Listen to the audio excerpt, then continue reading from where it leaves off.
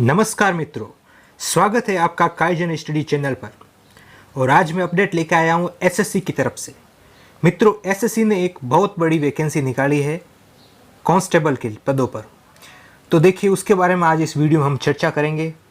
कौन कौन एलिजिबल है, क्या सिलेबस रहेगा, एग्ज़ाम कब होगा, कब तक फॉर्म भरे जाएंगे, सब के बारे में हम विस्तृत चर्चा करेंगे। तो चलिए शुरू करते हैं अपने इस वीडियो को और सीधा चलते हैं नोटिस की तरफ। तो ये देखिए, 1 अगस्त 2020 को ये एसएससी ने अपनी ऑफिशियल वेबसाइट से ये नोटिफिकेशन निकाला है। और इसमें बात करते हैं, देखिए सबसे इम्पोर्टेंट चीज़, फॉर्म कब से शुरू होंगे। तो ये देखिए 1 अगस्त से ही फॉर्म शुरू हो गए हैं और इनकी अंतिम तारीख है 7 सितंबर 2020 तक। तो मित्रों, आप यदि एलिजिबल हो और इंटरेस्टेड हैं इसमें, तो आप अंतिम तिथि का वेट करना मत, जल्दी से फॉर्म भर देना, ठीक है। और इसके भरोसे ही मत रहना कि अभी तो जैसे कि ये अनलॉक की प्रक्रियाएं चल रही है, क्या परीक्षा होगी या नहीं होगी, अभी तक कोरोना पूरी तरह से कंट्रोल में आया नहीं है। तो क्या ये जो नियत तिथि जो परीक्षा की बता रखी है 27/11/2020 से लेकर 14/12/2020 तक, क्या होगी या नहीं, तो इसकी चिंता आपको अभी नहीं करनी। आपको बस अभी फॉर्म भरना है, फॉर्म जरूर भर देना, ये मत चूकना। और आगे बात करते हैं, तो ये अंतिम डेट आप याद रखना जरूर फॉर्म की, 7 सितंबर, इससे पहले आप भर देना, ठीक है। अब सीधा चलते हैं हम नोटिफिकेशन की तरफ। तो देखते हैं क्या क्या है इस नोटिफिकेशन में। तो ये देखिए, पे स्केल की बात करते हैं। पे लेवल थर्ड के हिसाब से आपको वेतन मिलेगा 21,700 से लेके 69,100 रुपये। ये मतलब पे लेवल थर्ड के हिसाब से पे स्केल रहेगा इसमें। और वैकेंसीज़ की बात करते हैं, तो ये देखिए डिटेल में हम बात कर रहे हैं वैकेंसी किसके लिए कितनी है। तो ये ध्यान से देखिए, ये कांस्टेबल मेल के लिए है 1681 पद, अनरिजर्व कैटेगरी के, ईडब्ल्यूएस कैटेगरी के 343, ओबीसी के लिए 662, एससी के लिए 590, एसटी के लिए 157, ऐसे कुल मिला के हो गए 3,433। और इसी प्रकार जो कांस्टेबल है मेल, जो एक्स सर्विसमैन है, अदर इंक्लूडिंग बैकलॉग, जो बैकलॉग है उनको मिला के अनरिजर्व के लिए 94, ईडब्ल्यूएस के लिए 19, ओबीसी के लिए 37, एससी के लिए 52 और एसटी के लिए 24, ये हो गए 226। और तीसरी कैटेगरी आती है कांस्टेबल एग्जीक्यूटिव चाहिए मेल, एक्स सर्विसमैन, उसमें क्या कमांडो, जो कि पैरा 3.2 में उसके बारे में बता रखा है कौन कौन है उसमें एलिजिबल। और एससी 34 और एसटी 19, ये बैकलॉग भी है इसमें, तो वो 93, 19, 37, 67, 27, ऐसे कुल मिला के 243 वैकेंसी हो गई। और फिर बात करते हैं कांस्टेबल एग्जीक्यूटिव फीमेल। जी हाँ मित्रों, यहाँ पे महिलाओं के लिए भी पद है। तो देखिए, महिलाओं के लिए अनरिजर्व कैटेगरी में पद है 933, ईडब्ल्यूएस के है 202 और ओबीसी के है 387, एससी के 328, एसटी के 94 और ऐसे कुल मिला के हो गए 1944। और जब हम इन सब का टोटल करते हैं तो वैकेंसी निकल के आती है हमारे सामने 5,846 पद। जी हाँ मित्रों, आपने सही सुना, 5,846 पदों पर ये वैकेंसी हो रही है। तो आप इंतज़ार किस बात का कर रहे हैं, लग जाइए तैयारियों में। तो शुरू करते हैं आगे चर्चाएं। कौन कौन एलिजिबल है वो आपने देखा। अब देखते हैं एज लिमिट। तो ये एज लिमिट के बारे में ऐसा है, 18 से 25 साल की इन्होंने लिमिट दे रखी है। 1 जुलाई 2020 तक आपकी एज 18 साल प्राप्त हो जानी चाहिए और 25 साल से ज़्यादा नहीं होनी चाहिए, मतलब कि आप ओवर एज नहीं होने चाहिए 1 जुलाई 2020 के अकॉर्डिंग। और इन्होंने डेट ऑफ बर्थ के हिसाब से भी समझाया है कि कैंडिडेट का जन्म 2 जुलाई 1995 से पहले का नहीं होना चाहिए और 1 जुलाई 2002 के बाद का जन्म नहीं होना चाहिए। इन दोनों के बीच में, या ये दोनों, ये शायद इंक्लूडिंग है, के बीच में यदि आपकी एज है तो आप इसके लिए एलिजिबल है। और फिर इन्होंने एज में रिलैक्सेशन भी दी है, जैसा कि होता है अलग अलग कैटेगरी के लिए। तो देखिए, एससी और एसटी के लिए 5 साल का रिलैक्सेशन है, ओबीसी के लिए 3 साल का।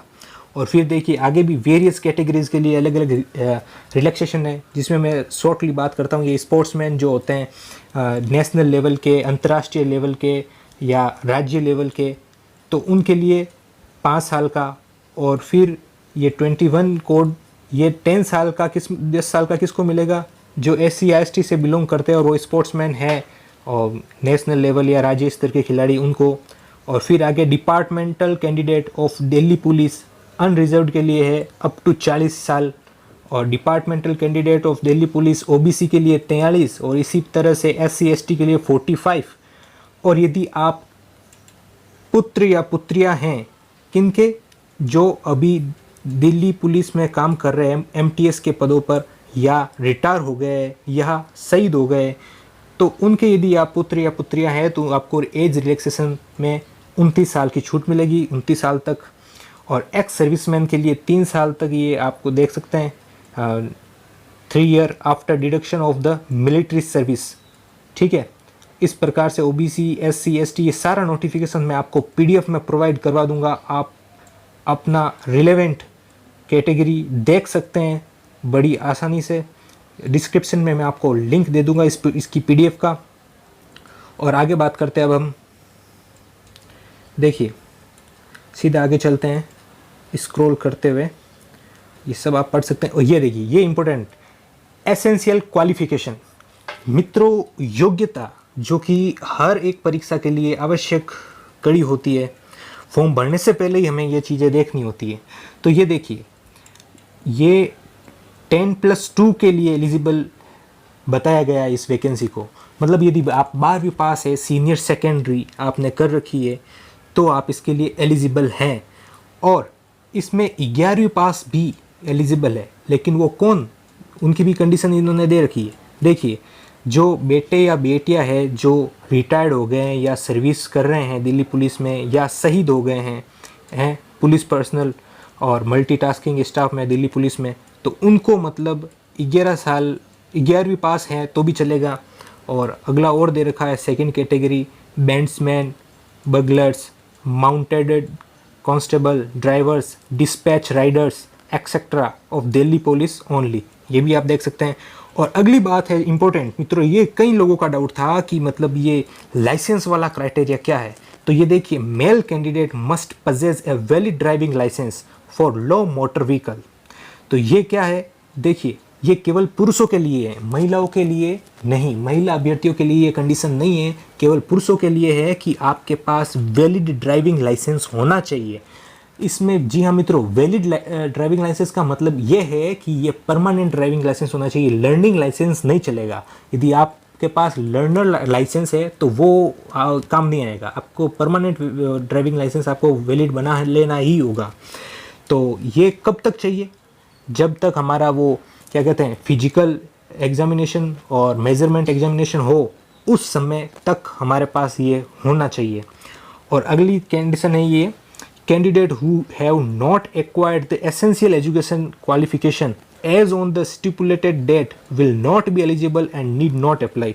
मतलब कि यदि आप 10वीं पास 10+2 12वीं पास आपने यदि नहीं की है तय सीमा जो कि दे रखी है 7 सितंबर 2020 तक, तो फिर आप इसके लिए एलिजिबल नहीं है। इस लाइन का मतलब ये हुआ।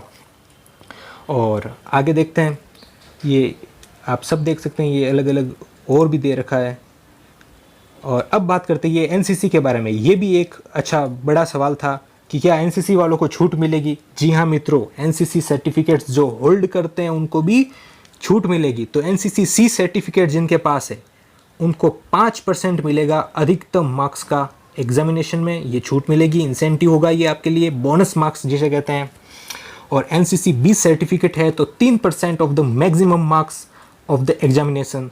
और यदि आपके पास NCC का A सर्टिफिकेट है तो 2% ऑफ द मैक्सिमम मार्क्स ये आपको मिलेगा। और इसमें एक और शर्त है कि मतलब आपको ये बेनिफिट तभी मिलेगा जब आप डॉक्यूमेंट इससे रिलेटेड आप ओरिजिनल सर्टिफिकेट वो आप प्रस्तुत करें। कब, जब आपका वो फिजिकल और वो मेजरमेंट टेस्ट हो तब।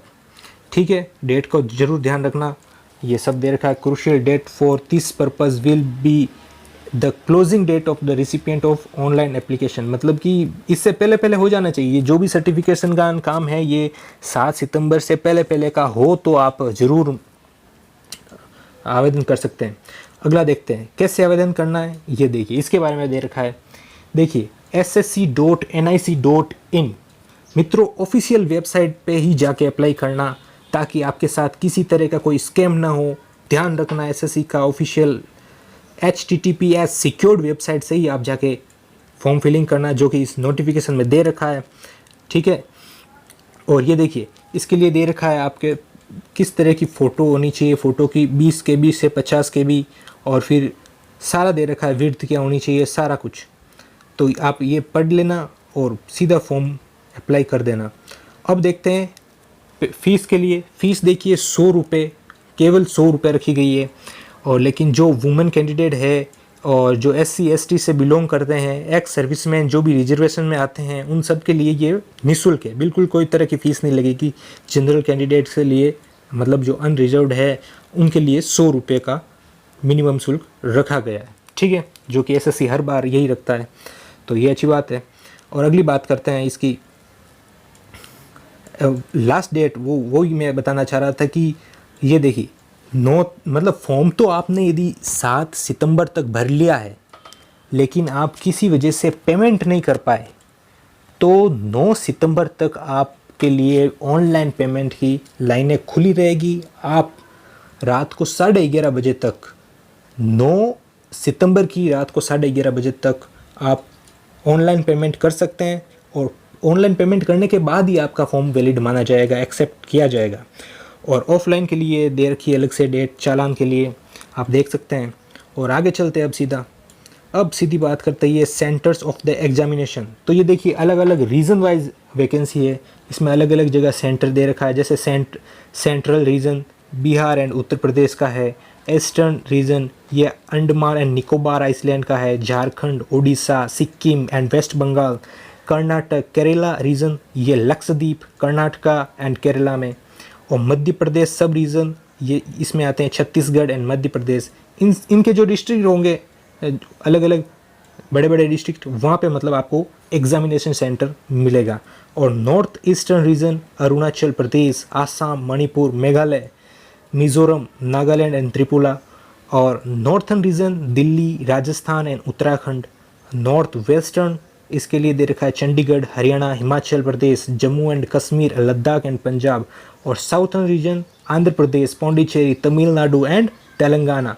Western region Dadra and Nagar Haveli and Daman and Diu, Goa, Gujarat and Maharashtra. देख सकते हैं आप अपना जिला जहाँ मतलब आप कंफर्टेबल हो एग्ज़ाम देने के लिए, आप जा सकते हैं, पहुंच सकते हैं, वो आप चूज़ कर सकते हैं इसमें से, मतलब इन्हीं में से आपको मिलेगा, ठीक है। तो आगे बात करते हैं अब स्कीम ऑफ एग्जामिनेशन। तो ये देखिए ये एक बड़ा सवाल एक और उठता है कि परीक्षा की प्रक्रियाएँ क्या होगी।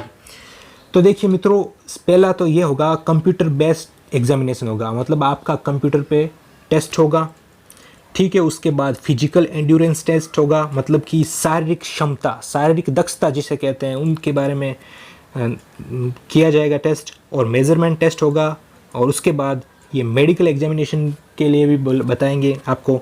और अगला होगा marks scored by candidate in CBT if conducted in multiple shift, मतलब कि अलग अलग शिफ्टों में। जैसा कि मैंने बताया था कि ये एग्जामिनेशन कब से कब तक चलेगा, 27/11/2020 से 14/12/2020। हालांकि SSC ने ये भी कहा है कि मतलब इसमें यदि कुछ चेंज होता है तो हम आपको ज़रूर बता देंगे। तो ये कोई टेंटेटिव डेट है, आप समझ रहे हैं ना, टेंटेटिव डेट है, ये कोई फिक्स डेट नहीं है, लेकिन आपको तो इसे ही फिक्स मान के अपनी तैयारी शुरू करनी है, ठीक है। तो इस हिसाब से आपको ध्यान रखना है। तो ये क्या होगा कि इन तारीखों के बीच में अलग अलग शिफ्ट, जैसे कि बहुत ज़्यादा वैकेंसी है पूरे भारत में से, कई एप्लीकेंट मतलब अप्लाई करेंगे इसके लिए, तो अलग अलग शिफ्ट में एग्ज़ाम होंगे। तो उन शिफ्ट में जो टफ और क्या कहते हैं सरल या भारी पेपर जो होगा, उनके हिसाब से ये नॉर्मलाइजेशन करेंगे, ताकि सबके बीच में समानता बनी रहे, सभी अभ्यर्थियों के बीच में समानता बनी रहे और निष्पक्ष परिणाम आए। तो उस हिसाब से ये नॉर्मलाइजेशन भी करेंगे, जैसा कि इन्होंने बता रखा है। और अगली बात करते हैं ये देखिए, मैंने कहा था ना, the date of examination indicated in the notice are tentative, जैसा कि मैंने अभी आपको बताया था। Any changes in the scheduled of the examination will be informed to the candidate only through the website of the commission, ठीक है। और आगे की बात करता हूँ कंप्यूटर बेस्ड एग्जामिनेशन। तो जी हाँ मित्रों, अब ये इम्पोर्टेंट चीज़, सबसे पहला पड़ाव कंप्यूटर बेस्ड एग्जामिनेशन। 100 सवाल और 100 नंबर, 100 क्वेश्चन आएंगे 100 मार्क्स के, और करने कितने देर में? 90 मिनट, 90 मिनट, मतलब कि 1.5 घंटे में आपको 100 सवाल करने हैं 100 नंबर के। और मित्रों इसमें नेगेटिव मार्किंग भी रखी गई है 1/4, मतलब कि 1/4 1/4 का नेगेटिव मार्किंग है। यदि आप एक सवाल सही करते हैं और 4 सवाल गलत कर देते हैं तो आपका स्कोर हो जाएगा 0। तो नेगेटिव मार्किंग भी है, उस हिसाब से अपनी तैयारी को लेकर चलिए। और अब बात करते हैं कि क्या क्या आएगा परीक्षा में। तो देखिए पार्ट ए इन्होंने बताया है जनरल नॉलेज या करंट अफेयर। तो देखिए ये 50 नंबर का है, बहुत मैटर करता है 50 नंबर मित्रों। तो मैं आपको बता देना चाहता हूँ, एक और खुशखबरी इसके साथ जोड़ देता हूँ, आप इसी चैनल को सब्सक्राइब कर लें। मैं आपके लिए बहुत जल्द करंट अफेयर की एक नई सीरीज़ लेके आने वाला हूँ, वीकली करंट अफेयर, और उसके बाद मैं डेली करंट अफेयर की सीरीज़ भी मैं शुरू करूँगा। आपको मित्रों ये वादा करता हूँ, इन करंट अफेयर से बाहर तो मुझे नहीं लगता कुछ जाएगा। हम सबको रिलेट करते हुए बहुत ही अच्छी तरीके से पढ़ेंगे करंट अफेयर को। तो ज़रूर चैनल को सब्सक्राइब करना, हम बहुत जल्द आपको नोटिफिकेशन दे देंगे इसके बारे में, कब से हम अपनी क्लासेस शुरू कर रहे हैं। तो ये रही बात जनरल नॉलेज की। अगली बात करते हैं रीजनिंग की। 25 नंबर की रीजनिंग, 25 सवाल आएंगे, और न्यूमेरिकल एबिलिटी में 15 नंबर 15 सवाल। और कंप्यूटर के देखिए फंडामेंटल्स है, उनके बारे में बात की गई है, MS Excel, MS Word, communication, internet, ये सब 10 नंबर के 10 सवाल। और इस प्रकार पेपर बना 100 नंबर का 100 क्वेश्चन, और समय आपके पास 90 मिनट। तो कमर कस लीजिए, हो जाइए तैयार। ठीक है, आगे की बात करते हैं। अब सिलेबस में क्या दे रखा है ये देखिए, डिटेल में बात करते हैं। जनरल नॉलेज करंट अफेयर में देखो, question in the component will be aimed at testing the candidate's general awareness. Question will also be designed to test knowledge of the current event and of such matters of everyday. मतलब कि दिन प्रतिदिन की होने वाली जो भी घटनाएं हैं, हर तरह की देश में होने वाली हर क्षेत्र की अलग अलग घटनाएं जो आपको जानना अति आवश्यक है, वो सारी इसमें आएगी। ठीक है, और इसके अलावा इन्होंने क्या दे रखा है ये देखिए sports, history, culture, geography, Indian economy, general polity, Indian constitution, scientific research. These question will be such that they do not require a special study. ठीक है, तो इस तरह के सवाल आएंगे जनरल नॉलेज में जो कि 50 नंबर के होंगे। बहुत मैटर करता है मित्रों जनरल अवेयरनेस। तो मैं आपको यही कहना चाहता हूँ, आप बस जुड़े रहे हमसे, आपको ज़रूर लाभ मिलेगा। तो रीजनिंग के लिए बात करते हैं। Analytical aptitude and ability to observe the distinguished pattern will be tested through the question principally of non-verbal type. तो इसमें क्या क्या है आप देख सकते हैं, एनालॉजी है, सिमिलरिटीज़ एंड डिफरेंसेस है, और ये विजुअलाइजेशन है, ओरिएंटेशन है, विजुअल मेमोरी है, डिस्क्रिमिनेशन है, रिलेशनशिप कंसेप्ट है, अर्थमेटिकल रीजनिंग है, फिगर क्लासिफिकेशन है, arithmetic number series, non verbal series, coding, decoding, ये सब रीजनिंग है। बहुत ही आसानी से आप इसे कवर कर पाएंगे, जो कि आपके कितने नंबर की आएगी आपने अभी ऊपर देखा था। एक बार वापस देखते हैं, जो कि रीजनिंग आएगी आपके 25 नंबर की। ठीक है, और अब आगे की बात करते हैं मैथ्स की। मैथ्स जो कि आपके लिए आएगी 15 नंबर की। इसमें क्या क्या आएगा वो आप देखिए। नंबर सिस्टम के बारे में बताया है, डेसिमल और फ्रैक्शन के बारे में। ठीक है, fundamental arithmetical operations, percentage, ratio and proportion, average, interest, profit loss, discount, mensuration, time and distance, ratio and time and work, ये सब आप जानते हैं। समय, दूरी, और वो सारा mensuration, discount, profit and loss, लाभ हानि, और ब्याज के सवाल, औसत के सवाल, रेशियो के सवाल, ये सब सवाल पूछे जाएंगे। वेरी बेसिक सवाल होंगे ये। और अगली बात करते हैं कंप्यूटर फंडामेंटल, जो कि 10 नंबर, ये भी मायने रखते हैं अपने आप में। तो ये भी एक जनरल नॉलेज होगा ये कंप्यूटर का, उसके बारे में भी हम बात करेंगे। ठीक है, अब अगली बात करते हैं हम physical endurance and measurement test, इसके बारे में। तो ये देखिए क्या होगा, मेल कैंडिडेट के लिए इन्होंने क्या दे रखा है, देखिए एज अप टू 30 ईयर, उनके लिए क्या होगा, 6 मिनट में 1600 मीटर की रेस होगी, लॉन्ग जंप 14 फीट का, और हाई जंप ये देखिए 3 फीट 9 इंच का, ठीक है। और अबव 30 टू 40 ईयर, इनके लिए 7 मिनट में 1600 मीटर की रेस तय पार करनी होगी, और लॉन्ग जंप इनके लिए 13 फीट है, और 3-6 इसमें हाई जंप। और अबव के लिए, अबव 40 के लिए 40 साल से अधिक जो है उनको 8 मिनट में 1600 मीटर की रेस पूरी करनी है, और लॉन्ग जंप 12 फीट का, और 3-3 का हाई जंप। आप देख रहे हैं। आगे की बात करते हैं। ये those candidate who qualify in the race will be eligible to appear in long jump and the high jump। तो मतलब कि सबसे पहली बात यह है कि आपको इस तरह से नहीं दौड़ाया जाएगा कि सारी एक्टिविटी एक साथ करवा ली जाए। यदि आप रेस में क्वालिफाई करते हैं तो आपको लॉन्ग जंप और हाई जंप के लिए बुलाया जाएगा। मतलब ये होगा शायद उसी समय, लेकिन सबसे पहले रेस होगी, वो आपको पास करनी होगी। The long jump and high jump are to be cleared in any one of the 3 chances given to a candidate. There shall be no appeal against disqualification in race, long jump and high jump। ये सब था। ये standard of physical measurement of male candidate, उनके लिए देखिए उनकी height क्या होनी चाहिए, 170 सेंटीमीटर, और रिलैक्सेशन भी इन्होंने दे रखा है। किनको, ये अलग से कैटेगरी दे रखी है, 5 centimetre for residence of hilly area, ठीक है, जैसे गढ़वाली, कुमाऊनीस, गोरखाज, डोगराज, मराठाज, इन सब के लिए अलग अलग आप पढ़ सकते हैं अपनी रिलेवेंट, ठीक है। ये रिलैक्सेशन भी आप देख सकते हैं 5 सेंटीमीटर का, ये हाइट में। और फिर ये देखिए SC ST के लिए भी दे रखा है रिलैक्सेशन, आप सब में देख सकते हैं। और ये देखिए son of the serving retire और डिजीज डिलीट पुलिस पर्सनल या MTS, इनके लिए भी 5 सेंटीमीटर का, ये सब आपके सामने है। अब बात करते हैं physical endurance test for the female candidate. महिलाओं के लिए फिजिकल एंड्योरेंस टेस्ट किस तरह का होगा उसके बारे में देखिए। Standard of physical endurance test for the female candidate including departmental candidate, इनके लिए देखिए 30 साल की महिलाओं के लिए 1600 मीटर की रेस 8 मिनट में, और लॉन्ग जंप 10 फीट का, और हाई जंप 3 का। अगली बात करते हैं 30 से 40 के अबव 30 और 40 से कम, 30 से 40 वालों के लिए 9 मिनट में 1600 मीटर की रेस और 9 फीट का लॉन्ग जंप, ठीक है, और हाई जंप 2 का।